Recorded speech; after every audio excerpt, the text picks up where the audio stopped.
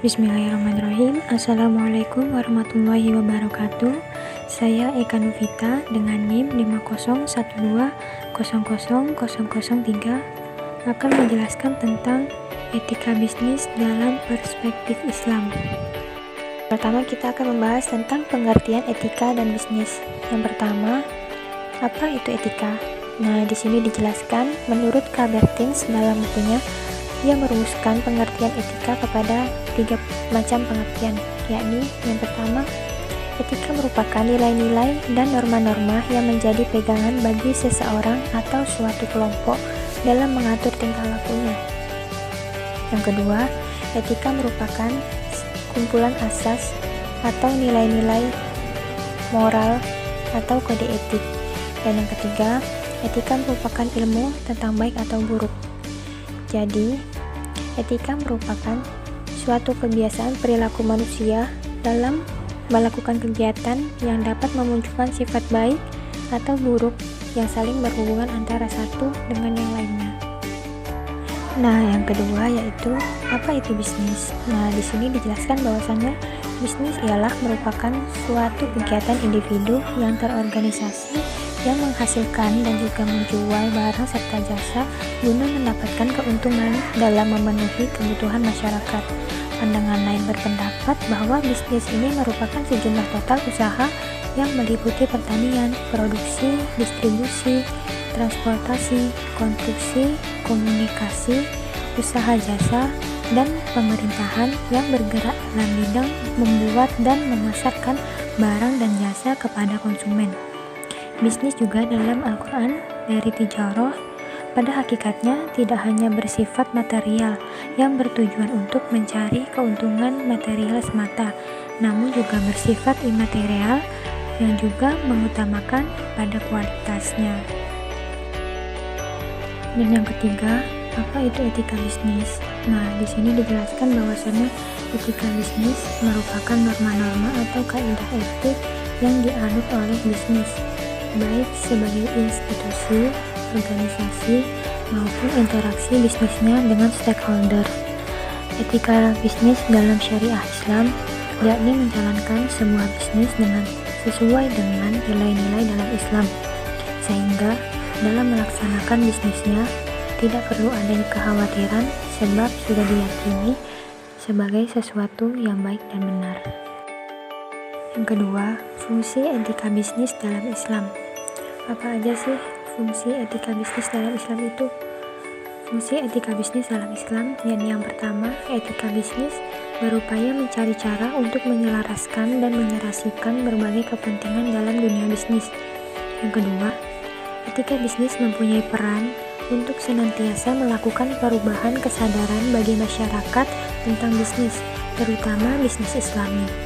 Dan caranya biasanya dengan memberikan suatu pemahaman serta cara pandang baru tentang bisnis dengan menggunakan landasan nilai-nilai moralitas dan spiritualitas yang kemudian terangkum dalam suatu bentuk yang bernama etika bisnis.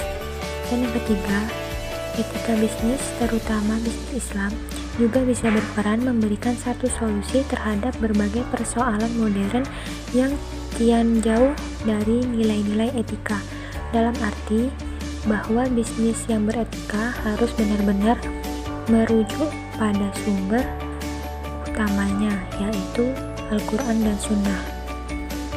Selanjutnya kita akan membahas tujuan umum etika bisnis dalam Islam.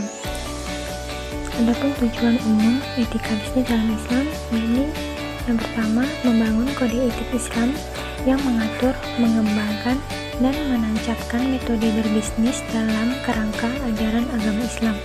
Yang kedua, kode etik ini dapat menjadi dasar hukum dalam menetapkan tanggung jawab para pelaku bisnis. Yang ketiga, kode etik ini dipersepsi sebagai dokumen hukum yang dapat menyelesaikan persoalan yang muncul daripada harus diserahkan kepada pihak peradilan.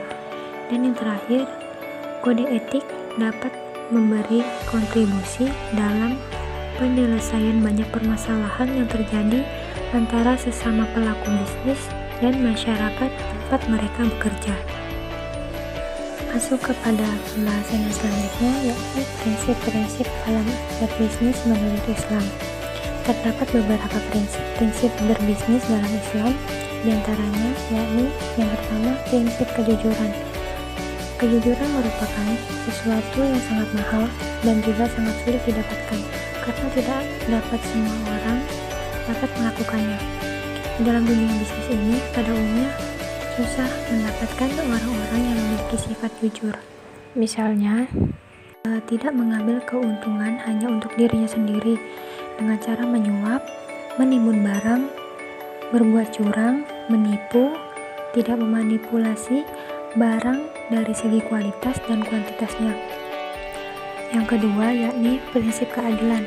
Islam sangat menganjurkan untuk berbuat adil dalam berbisnis dan melarang berbuat curang atau zalim.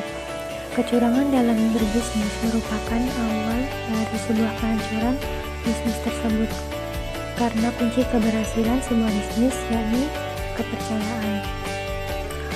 Al-Quran memerintahkan kepada kaum muslimin untuk menimbang dan mengukur dengan cara yang benar, dan jangan sampai melakukan kecurangan dalam bentuk pengurangan takaran dan timbangan.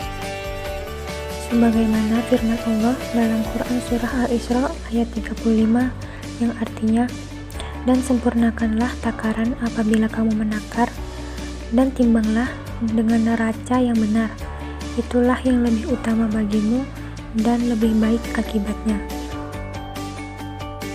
Yang ketiga yakni prinsip al-ihsan. Prinsip al-ihsan yakni berbuat kebaikan kepada orang lain serta pemberian manfaat kepada orang lain lebih daripada hak orang lain.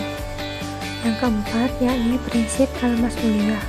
Prinsip al-mas'uliyah ini merupakan prinsip pertanggungjawaban yang meliputi beragam aspek, yakni pertanggungjawaban antara individu dengan individu dan pertanggungjawaban dalam masyarakat.